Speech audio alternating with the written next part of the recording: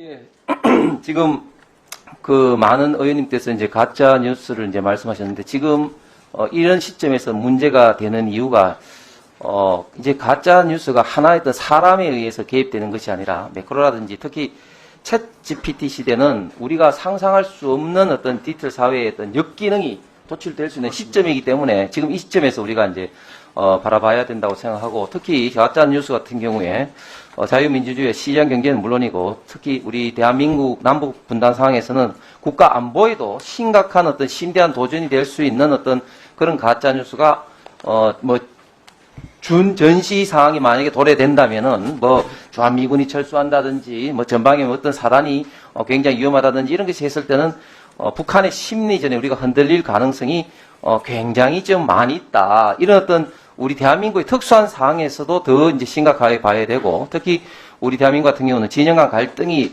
어떤 나라보다 심각하기 때문에 과거부터 더루킹, 김대엽, 생태탕, 최근에 뉴스타파까지 이런 사례가 있었고 또한 정보통신 인프라가 PC, 휴대폰, 인터넷, 포털 등의 많은 어떤 발달된 것들이 지금 상황에서는 더 위험성이 확산될 가능성이 있고 또한 중국, 어떤 북한 같은 이런 어떤 외세에 있던 가능성, 중국 같은 경우는 우마도안 같은 이런 댓글 부대가 있다는 것이 이미 확인되었고, 북한 같은 경우도 사이버 부대가 있는 이런 어떤 현실에서는 우리가 지금 사실 이제 가짜 뉴스를 가지고 정파적으로 접근해야 될 것이 아니라 어떻게 효율적이고 국민의 표현의 자유를 침해하지 않는 합리적인 방안을 도출해야 될 것인가, 전문가와 민간의 어떤 많은 어떤 분들의 어떤 참여, 또 여야의 어떤 참여에 의해서 합리적인 방안을 우리가 논의를 해야 되는 것이지 여기에 대해서 정파적으로 접근해서는 저는 결코 우리 국익을 위해서 바람직하지 않다 생각을 하는데 우리 위원장님께서는 어떻게 생각하십니까? 네, 바로 그 말씀 그대로입니다. 과거의 가짜 뉴스라고 하는 것은 아까 그 나치 시대하고 그 유신 시대에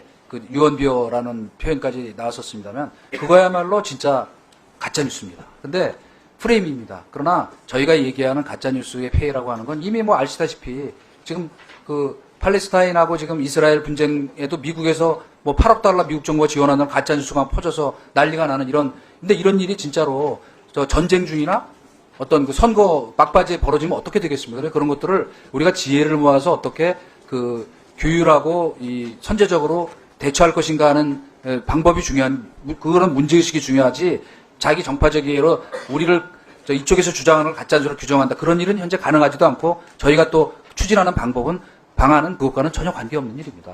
예. 예, 지금 해외 사례를 보더라도 지금 지난 8월 25일 EU 같은 경우는 DSA라고 해서 디지털 서비스법이라 해서 포털이 가짜 어떤 뉴스 내지는 거짓 정보 유통을 방치했을 경우에는 막대한 과징금을 부과하도록 법이 제정되었고 그리고 미국, 프랑스, 독일 등의 많은 국가들이 지금 이제 법이 만들어졌거나 만들어지고 있는 과정입니다. 그런데 지금 업무보고에도 약간은 그런 의미가 있습니다만 저는 이 문제에 대해서 좀 더 심각하게 바라봐야 될 게 지금까지는 가짜 뉴스의 확대 재생산 어떤 유통이 이제 매크로 정도였는데 이제 챗 GPT 시대가 되면은 완전히 이제 가짜 뉴스의 생산과 유통이 지금까지와는 차원이 다르게 된다. 그렇습니다. 네. 댓글 생산에 있어서도 실제적으로 그런 어떤 사항들이 굉장히 지금 많이 지금 정교하게 일어나고 있는 그런 상황이기 때문에 과연 이런 어떤 문제를 지금 같은 어떤 이런 기준으로 봐서는 저는 안 된다고 봅니다. 네. 더 정확한 기준이 있어야지 참된 정보의 어떤 가치가 보호되고 네. 그리고 정보 소비자들인 우리 대한민국 국민들의 인권이 보호가 된다. 예, 이런 면에서 우리가 기왕에 할 이런 어떤 시점이라면은 앞으로 챗 GPT 시대에 걸맞는 그런 어떤 규율, 기준, 가짜 뉴스 방지 대책 이런 것들이 필요하고 이 문제에 대해서는 철저하게 포털 관련된 어떤 기업 전문가든가 아주 밀도 있는 아주 신중한 그런 어떤 논의가 많이 좀 진행이 돼야 될 것 같습니다. 그런 어떤 논의를 우리 위원장님 중심으로 많이 하시고 그런 논의를 중간중간에 저희 의원들과도 계속해서 공유를 좀 해 주셔야 될 것 같은데 위원장 생각은 어떻습니까? 예, 사실은 그것 때문에 지난번에 제가 그 국무회의 보고 뒤에 기자들한테 그 설명을 할 때 9.11 테러 예를 들었습니다.